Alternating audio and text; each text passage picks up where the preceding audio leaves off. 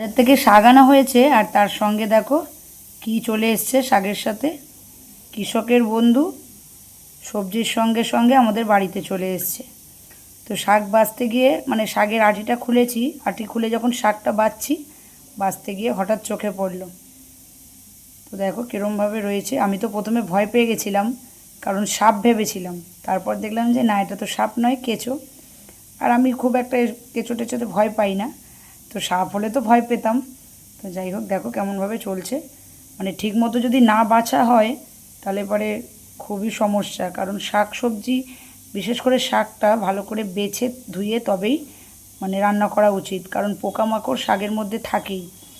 কারণ জমির মধ্যে অনেক রকম পোকা টোকা থাকে, সেগুলো সবজির সঙ্গে চলে আসে, কিন্তু সেটাকে ভালো করে দেখে বেছে তবেই খাওয়া দরকার।